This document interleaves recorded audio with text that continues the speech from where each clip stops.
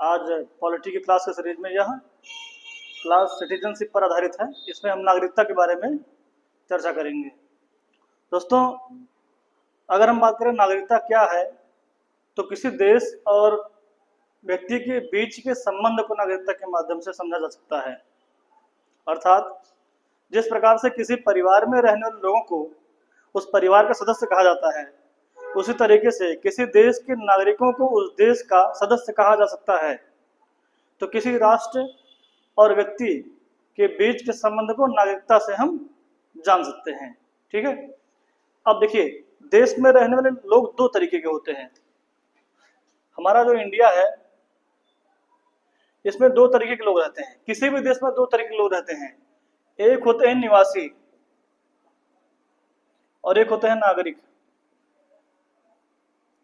निवासी और नागरिक में बेसिक डिफरेंस ये है कि कोई व्यक्ति जो बाहर किसी दूसरे देश जाकर के केवल इंडिया में रहता है, जैसे कोई व्यक्ति है यूके का, इंग्लैंड का, आकर के इंडिया में रह रहा है, वो इंडिया का केवल निवासी है, नागरिक नहीं है। हालांकि वो भी एक प्रक्रिया के माध्यम से एक समय के बाद प्रक्रिया को फॉलो करते हुए वह भारत की नागरिकता प्राप्त कर सकता है, यदि मापदंडों पर खरा उतरता है तो। और नागरिक जो पहले से ही यहाँ रह रहा है, जिसका अपना मूल निवास यहाँ पर है, जिसका परमानेंट एड्रेस इंडिया है, वह नागरिक होता है। अब बात समझ में आती है कि ना क्या नागरिक और निवासी में डिफरेंस क्या होता है। हाँ, तो निवासियों के मौलिक अधिकार कम होते हैं। निवासियों के मौलिक अधिकार कम होते हैं और नागरिकों के मौलिक अधिकार ज्यादा होते हैं। ठीक है। अब सीधी सी बात है, यदि आपका परिवार है तो आपके परिवार के माध्यम से आपके परिवार सदस्य को ज्यादा तवज्जो दिया जाएगा और उसी का संरक्षण किया जाएगा, बचाव किया जाएगा। लेकिन कुछ ऐसी चीजें होंगी जो दूसरों पर भी लागू होती हैं। उसी तरीके से हमारा राष्ट्र अपने राष्ट्र के सदस्यों को, अपने राष्ट्र के नागरिकों का कल्याण करने के लिए अग्रसर होता है। हालांकि कुछ ऐसे अधिकार हैं, जैसे कि जीवन का अधिकार, अगर कोई विदेशी यहाँ करके रहता है उसका जीवन का अधिकार बना रहता है, भले वह नागरिक हो या फिर निवासी हो। लेकिन मौलिक अधिकार नागरिकों के ज्यादा होते हैं और निवासियों के कम होते हैं। अब नागरिकता क्या है, मैंने बताया। नागरिक जो होता है उसको नागरिकता इंडिया की मिली ही होती है।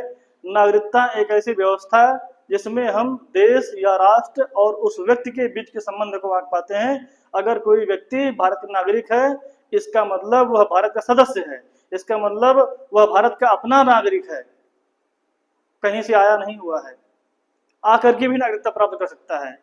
यदि कोई व्यक्ति भारत में जन्मा नहीं है, किसी विदेश से किसी दूर दराज के क्षेत्र में रहने वाला व्यक्ति है, भारत का नागरिक बन सकता है, लेकिन उसके लिए एक प्रक्रिया है। चलिए, तो आशा करते हैं आप सभी को समझ में आया होगा। देश में रहने वाले लोग दो टाइप के होते हैं, निवासी और नागरिक। और निवासियों के अधिकार कम होते हैं, नागरिकों के अधिकार ज्यादा होते हैं। अब हम समझते हैं कि नागरिकता क्या है। बात समझिएगा। हमारा देश 15 अगस्त 1947 को जो है आजाद हुआ और इसी समय हमारा देश दो पार्ट में बट गया। एक पार्ट है पाकिस्तान और एक पार्ट हो गया इंडिया। तो जब हमारा देश दो भागों में बट गया तो कुछ लोग इंडिया से पाकिस्तान आने लगे और कुछ लोग पाकिस्तान से इंडिया जाने लगे और यह सिलसिला चलता रहा, आवागमन का सिलसिला चलता रहा। लेकिन इससे असुविधा उत्पन्न होने लगी। जब असुविधा उत्पन्न होने लगी तो 19 जुलाई 1948 को सरकार के द्वारा परमिट व्यवस्था लागू किया गया, परमिट सिस्टम लागू किया गया। क्योंकि बहुत बड़े मात्रा में लोगों का आवागमन होता था तो एक प्रकार की अव्यवस्था उत्पन्न हो रही थी। और देश के विभाजन से संबंधित चीजें जो है 1 मार्च 1947 से ही जो है विवाद शुरू हो गया था, दंगा फसाद होना शुरू हो गया था देश के बंटवारे को लेकर के। ठीक है। आवागमन हो ही रहा था, काफी दिनों तक हुआ। 19 जुलाई 1948 को जो है परमिट व्यवस्था लागू किया गया कि अब पाकिस्तान से भारत और भारत से पाकिस्तान वही आवागमन कर पाएगा जिसके पास सरकार से सहमति होगी। बगैर सरकार की सहमति से या स्वीकृति से कोई आवागमन नहीं कर पाएगा। फिर हमारा संविधान 26 जनवरी 1950 को लागू हुआ और जब संविधान हमारा 26 जनवरी 1950 को लागू हुआ तो उसमें नागरिकता से संबंधित विधिवत प्रावधान किए गए हैं। उन प्रावधानों को हमें अब देखने की जरूरत है। तो चलिए, अब हम जो है हमारे संविधान में जो नागरिकता से संबंधित कानून का वर्णन है उसको हम देखते हैं। ठीक,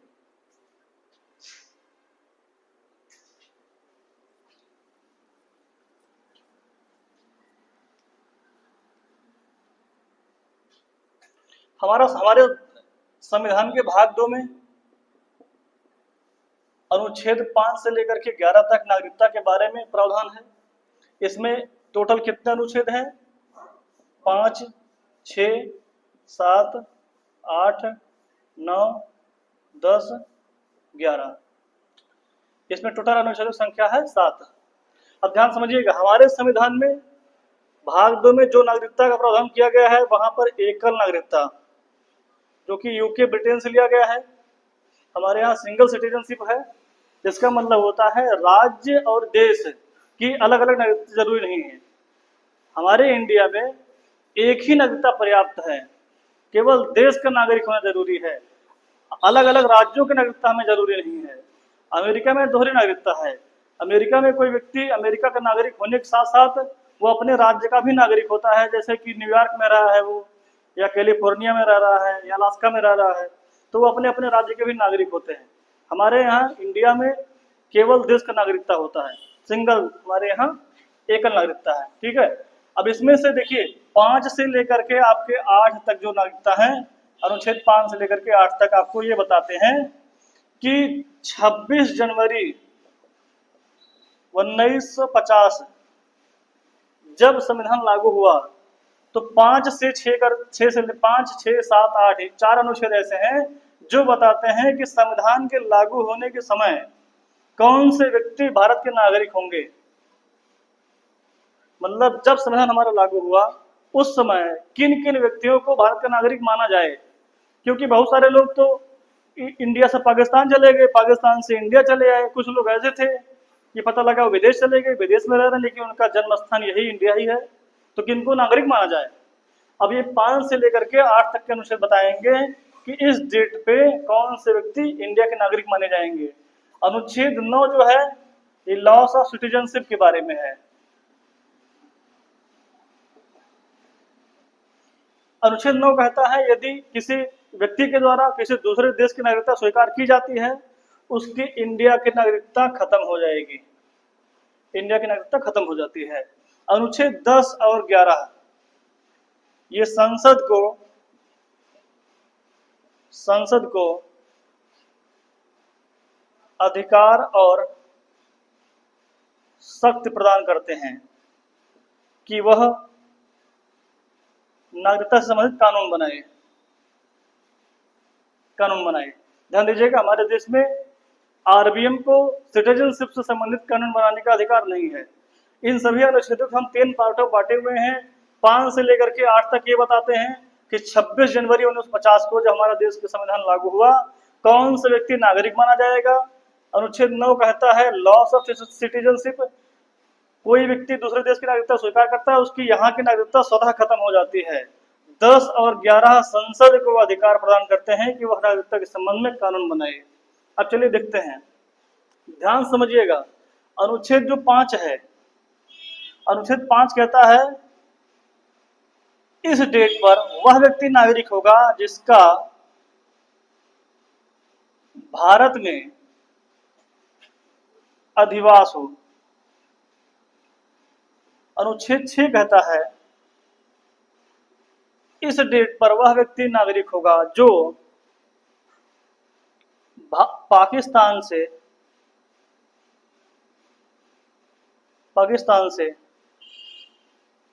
भारत आ गया हो, भारत आया हो।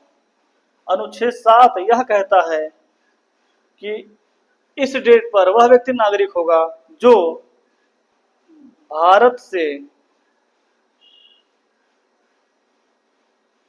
पाकिस्तान चला गया हो।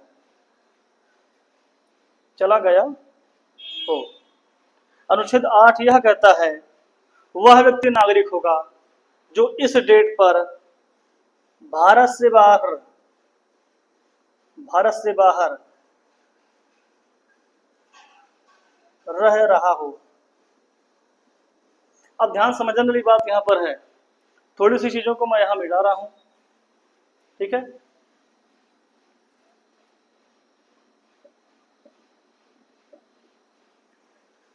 थोड़ा ध्यान समझिए, 7 अनुच्छेद हैं, सातों अनुच्छेदों में अलग अलग, उसको हम 3 पार्ट में डिवाइड करते हैं। एक पार्ट हमारा 5 से लेकर के 8 तक है, जो बताता है कि भारतीय संविधान लागू होने के समय किस व्यक्ति को भारत का नागरिक माना जाएगा। 9 कहता है यदि कोई व्यक्ति दूसरे देश की नागरिकता स्वीकार करता है, उसकी इंडिया की नागरिकता अपने आप खत्म हो जाएगी। 10-11 कहता है कि नागरिकता के संबंध में कानून बनाने का, लॉ बनाने का अधिकार केवल संसद को है। ठीक है, चलिए अब यहाँ देखते हैं कि इस डेट पर 26 जनवरी 1950 को किस व्यक्ति को नागरिक माना जाएगा। अनुच्छेद 5 कहता है जिसका भारत में अधिवास है वो भारत का नागरिक होगा। लेकिन क्या अधिवास मतलब जो परमानेंट, जिसका एड्रेस इंडिया ही हो, जिसका परमानेंट घर इंडिया में हो। लेकिन क्या बहुत सारे प्रकार के ऐसे लोग थे जो कि विदेशी थे। जब देश हमारा बटा, अंग्रेजों का शासन खत्म हुआ, बहुत सारे अंग्रेज ही इंडिया में रुक गए थे, उनका घर यहाँ था, परमानेंटली रुक गए थे, तो क्या वो उन सभी को नागरिक मान लिया जाएगा? नहीं, इसके लिए भी शर्त है। अधिवास होने का मतलब जिनका परमानेंट घर इंडिया में हो, उनका कोई सोच भारत से बाहर जाने का ना हो, ना उन्होंने कभी आवागमन किया हो। अब समझिए, इसके लिए 3 शर्त है। या तो उसका जन्म, उस व्यक्ति का स्वयं का जन्म इंडिया में हुआ हो, या उसके माता या पिता में से किसी का जन्म इंडिया में हुआ हो, या 26 जनवरी 1950 को वह 5 वर्ष पहले से भारत में रह रहा हो, तब उसको अनुच्छेद 5 के तहत इस डेट पर नागरिक माना जाएगा। फिर से बता दे रहा हूं, जिसका भारत में अधिवास हो, मतलब जिसका परमानेंट घर इंडिया में हो, वो अपने आप का परमानेंट एड्रेस इंडिया ही बताता हो कि मेरा घर इंडिया में ही है। ठीक है, तो उसके लिए 3 शर्त है। या तो उसका स्वयं का जन्म इंडिया में हुआ हो, या उसके माता पिता में से किसी का जन्म इंडिया में हुआ हो, या 26 जनवरी 1950 को जब संविधान लागू हुआ तब उसको इंडिया में रहते हुए 5 साल हो चुका हो। ठीक है। दूसरा अनुच्छेद 6 क्या कहता है? पाकिस्तान से भारत आया हुआ हो। लेकिन इसके लिए भी शर्त है, इसके लिए 2 शर्त है। या तो उसके तीन पीढ़ी में से, या तो वो स्वयं, या उसके माता पिता, या उसके दादा दादी, 3 पीढ़ी में से किसी का जन्म भारत में हुआ हो। ठीक है, या तो वह 19 जुलाई 1948 से पहले आया हो, से पहले इंडिया में आ गया हो। अब ध्यान दीजिएगा, 19 जुलाई 1948 क्या है? जब परमिट व्यवस्था को लागू किया गया, मतलब उसके बाद भारत से पाकिस्तान, पाकिस्तान से भारत आने के लिए परमिट जरूरी होता था, स्वीकृति जरूरी, सरकार की सहमति जरूरी होती थी। तो पाकिस्तान से भारत आया हुआ व्यक्ति इस डेट को वही नागरिक माना जाएगा जिसमें 2 शर्तों में से कोई एक शर्त हो। या तो उसके 3 पीढ़ी में से उसका स्वयं का जन्म, उसके माता पिता का जन्म, या उसके दादा दादी में से किसी का जन्म इंडिया में हुआ हो, या तो ये हो, या तो फिर वह 19 जुलाई 1948 के पहले आया हो। ठीक है, तब वो अनुच्छेद 6 के तहत इस डेट पर इंडिया का नागरिक माना जाएगा। अनुच्छेद 7 क्या कहता है? भारत से पाकिस्तान चला गया हो वह व्यक्ति भी नागरिक होगा। लेकिन उसके लिए शर्त क्या है? उसके लिए शर्त यह है कि भारत से पाकिस्तान जाने वाला व्यक्ति 1 मार्च 1947 के बाद गया हो, के बाद पाकिस्तान गया हो, और 26 जनवरी 1950 के पहले आ गया हो। यदि कोई व्यक्ति 1 मार्च 1947, उस समय दंगा फसाद की तिथि यही है कि 1 मार्च 1947 से दंगा फसाद शुरू हुआ था, उसके बाद वह उसी दंगा फसाद में चला गया हो पाकिस्तान, लेकिन 26 जनवरी 1950 के पहले इंडिया वापस आ गया हो। अब उनके लिए व्यवस्था क्या है कि 7 के तहत उनको मिलेगा इंडिया की नागरिकता इस डेट पर, जब भारत से बाहर, मतलब पाकिस्तान जाने वाला व्यक्ति 1 मार्च 1947 के बाद पाकिस्तान जाने वाले व्यक्ति 26 जनवरी 1950 के पहले लौट आए, और लौटने के बाद उनको केवल यही काम करना पड़ता था कि जब वो लौटते थे उनको 6 महीने इंडिया में रहने के बाद रजिस्ट्रेशन कराना पड़ता था नागरिकता का। बस उनको नागरिकता 7 के तहत मिल जाएगा। ठीक है, अब 8 के तहत, जिस समय हमारा संविधान लागू हुआ उस समय कुछ व्यक्ति ऐसे थे जिनका पूरा घर परिवार यही इंडिया में था, लेकिन वो कहीं बाहर चले गए थे रहने के लिए, वो भी नागरिक हो सकते थे, उनको भी नागरिकता दिया गया, लेकिन उसके लिए भी शर्त था, या तो उस स्वयं का व्यक्ति का जन्म इंडिया में हुआ हो, या उसके माता या पिता में से किसी का जन्म इंडिया में हुआ हो, तब वह व्यक्ति बाहर रहते हुए भी अनुच्छेद 8 के तहत, भारत से बाहर रहते हुए भी अनुच्छेद 8 के तहत उसको इंडिया का नागरिक माना गया। आप ध्यान समझिएगा। अनुच्छेद जो 9 है, ये लॉस ऑफ सिटीजनशिप, ये बताता है कि किसी व्यक्ति की नागरिकता कैसे जा सकती है। तो किसी व्यक्ति की जो नागरिकता है, वो अगर आप स्वयं किसी दूसरे राष्ट्र का नागरिकता स्वीकार करते हैं तो आपको चला जाएगा। ठीक है, ये तो एक हुआ। अनुच्छेद 10 कहता है कि संसद विधि के उपबंधों के अधीन ही किसी व्यक्ति की नागरिकता छीन सकती है। सरकार नियमतः किसी व्यक्ति की नागरिकता छीन सकती है, ऐसे किसी भी अधिकारी द्वारा नागरिकता छीनने का कार्य नहीं किया जाता है। 11, नागरिकता के संबंध में केवल कानून बनाने का अधिकार केवल संसद को है। अब यहाँ जो 10 है, जो अनुच्छेद 10 है, वो कहता है किसी व्यक्ति की नागरिकता केवल 3 तरीके से छीनी जा सकती है। ठीक है, 3 तरीके से नागरिकता का अंत हो सकता है। कितने तरीके से? 3 तरीका। कौन कौन सा? या तो वो स्वयं छोड़ दे, या तो स्वयं परित्याग कर दे। ठीक है, तो वो स्वयं परित्याग कर दे, या तो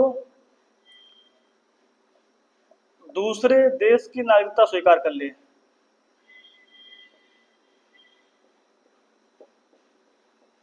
स्वीकार कर लेता अपने आप खत्म हो जाएगा 9 के तहत। ठीक है, कि 10 कहता है किसी व्यक्ति की नागरिकता का अंत 3 तरीके से हो सकता है, या तो उसका स्वयं परित्याग कर दे, स्वयं नागरिकता छोड़ दे।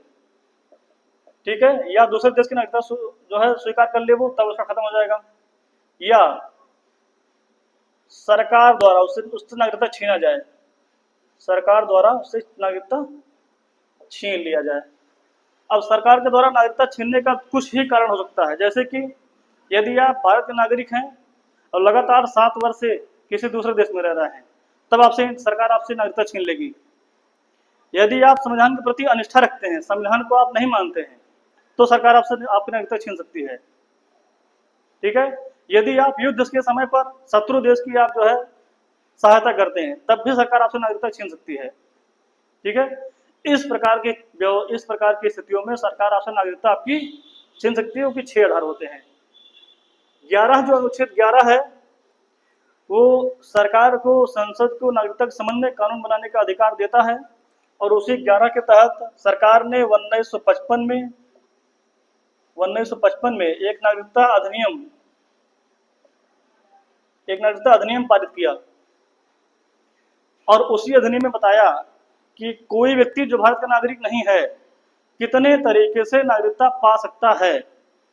तो 5 तरीके से नागरिकता पा सकता है। अभी तक मैंने आपको ये बताया है कि 5 से 8 ये बताते हैं कि 26 जनवरी 1950 को कौन कौन से व्यक्ति नागरिक माने जाएंगे।